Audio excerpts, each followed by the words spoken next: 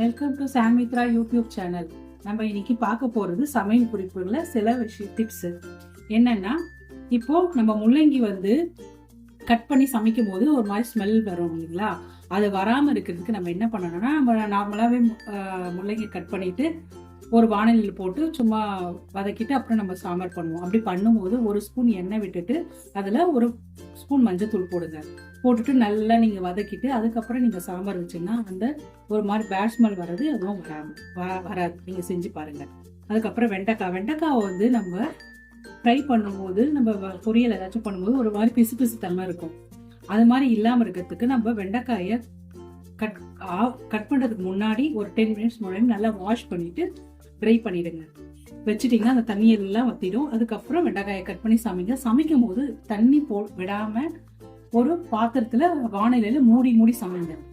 நம்ம அந்த ஸ்டீம்லேயே வேக வைக்கும் போது அந்த பிசு பிசு தன்மை இருக்காது. வெண்டைக்காய் சாப்பிட்றதுக்கு ரொம்ப நல்லா இருக்கும். அதுக்கப்புறம் வேர்க்கடலை என்ன பண்ண போறோம்னா, இப்போ நம்ம காரக்குழம்பு இல்லை ஏதோ குருமா குழம்பு வைக்கும் போது கொஞ்சம் காரம் ஜாஸ்தி ஆயிடுச்சுன்னா நீங்க தேங்காய் அரைச்சு ஊற்றுவீங்க. அப்படி அது ஊற்றியும் உங்களுக்கு காரம் கம்மியாகலைன்னா உடனே ஒரு கைப்பிடி வேர்க்கடலை எடுத்துட்டு நல்லா ரோஸ்ட் பண்ணிடுங்க. ரோஸ்ட் பண்ணி அந்த தோலெல்லாம் எடுத்துட்டு நல்லா மிக்சியில் பவுட்ரு பண்ணி, அதாவது ரொம்ப பவுடரா இல்லாமல் கொஞ்சம் குறைப்பா இருக்கும் போதே அந்த பவுடரை நீங்கள் அந்த குழம்புல போட்டுட்டீங்கன்னா உங்களுக்கு காரம் இருக்காது. டேஸ்ட்டும் செம்ம சூப்பராக இருக்கும். நீங்கள் செஞ்சு பாருங்க, அப்புறம் எப்படி இருக்குன்னு சொல்லுங்க.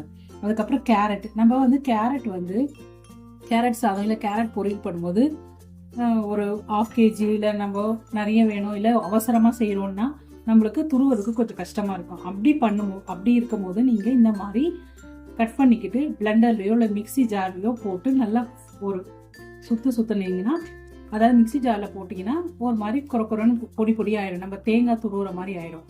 அதை நீங்க கேரட் சாதம் பண்ணாலும் பொரியல் பண்ணாலும் உங்களுக்கு குயிக்காகவும் ஈஸியாகவும் முடிஞ்சிடும்.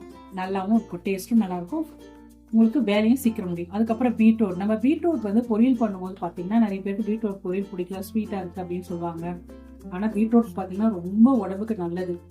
இதை பொரியல் பண்ணும்போது சில பேருக்கு பீட்ரூட் சாப்பிட்ட உடனே எனக்கு கோல்டாக வர மாதிரி இருக்குது, ஒரு மாதிரி டேஸ்ட் பிடிக்கலன்றவங்களுக்கு கடைசியாக பீட்ரூட் பொரியல் பண்ணிட்டு நார்மலாக நீங்கள் எப்படி பொரியல் பண்ணுவீங்களோ அந்த மாதிரி பொரியல் பண்ணிட்டு கடைசியாக இறக்கும் போது ஒரு ஸ்பூன் மிளகு தூள் போட்டுட்டு அதை அப்படியே கொஞ்சம் ஃப்ரை பண்ணிட்டு இறக்கிடுங்க.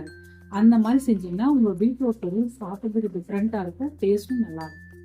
ஓகே ஃப்ரெண்ட்ஸ், இந்த டிப்ஸ் எல்லாம் உங்களுக்கு பிடிச்சிருந்தா எங்கள் சேனலுக்கு சப்ஸ்கிரைப் பண்ணுங்க, கமெண்ட் பண்ணுங்க, பெல் ஐக்கானை கிளிக் பண்ணுங்க, லைக் பண்ணுங்க. Okay, thank you.